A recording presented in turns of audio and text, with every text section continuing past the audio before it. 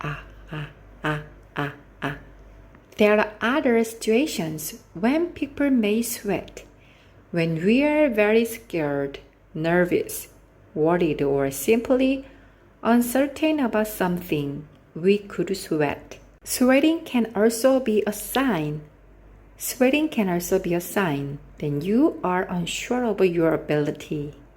That is why one popular advertisement for underarm deodorant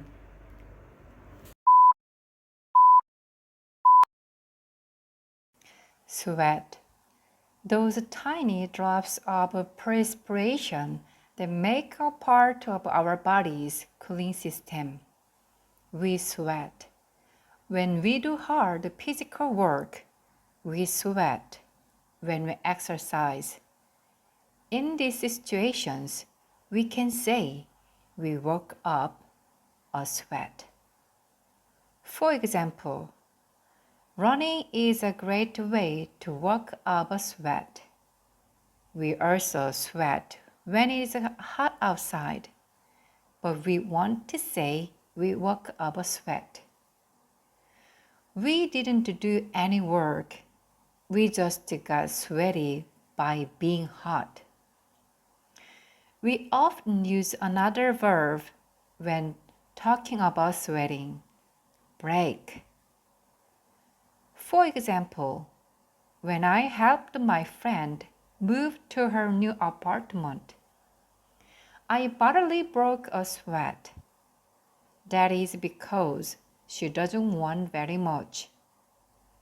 I just needed to help her move some books, kitchen items, a box of clothes, and a cat. Now, there are other situations when people may sweat. When we are very scared, nervous, worried, or simply uncertain about something, we could sweat. If any of these feelings go to an extreme, we might say we broke out in a cold sweat. For example, people who do not like to speak in front of strangers might break out in a cold sweat. If they have to talk to a large crowd of people. Sweating can also be a sign that you are unsure of your ability. That is why one popular advertisement for underarm deodorant had this famous expression, "Never let them see your sweat." Sweating could also be seen as a sign that you are lying, or at least not telling the whole truth.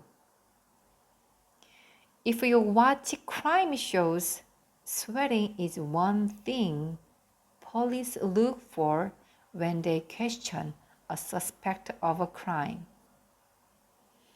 Now, sometimes we use the word sweat in a strange way. Let's say you help someone do something, but it was really not a big deal for you. The person thanks you, and you can say to them, "No sweat." This just means it was easy for you to do. But I would only use this with someone I know very well. Here is another strange expression.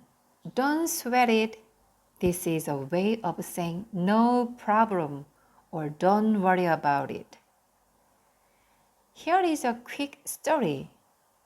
One time, my roommate and I decided to have a tube sale. This is a fun way to get rid of stuff and make a little money. It also gives you a chance to see people in the neighborhood because the stoop is the front area of a building. the part with the steps. In the morning, we walked up a sweat carrying all the items down. But one things were set up. We could relax and talk to people who stopped by. It was really fun to get rid of things we no longer wanted. And by the end of the day, we had earned nearly $100 to spend on a little part for everyone.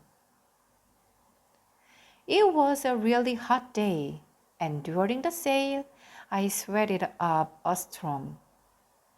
So I took off my favorite jacket and set it aside. By the end of the morning, I couldn't find it. My roommate asked me, "Was I the black jacket with writing on it?" "Yes," I answered. She quietly said, "I think I sold it." I couldn't tell that she felt badly. So to make her feel better, I said, "Don't sweat it. It's not a big deal. Come on, let's order pizza and drinks." Inside though, I must admit, I was a little upset. It was my favorite jacket, but those feelings did not last long. There are too many serious problems in life. So it is important to not get upset about small things. In other words, don't sweat the small stuff. Here is my last note is on usage. While sweat and perspiration are physical the same thing, the two words are often not used the same way.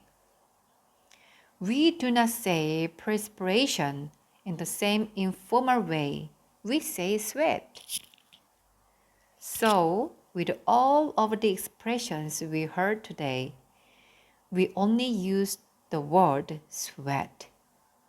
We would not say we worked up perspiration or broke perspiration. And we definitely would not say, "Don't perspire the small stuff." But if you make a mistake, don't sweat it.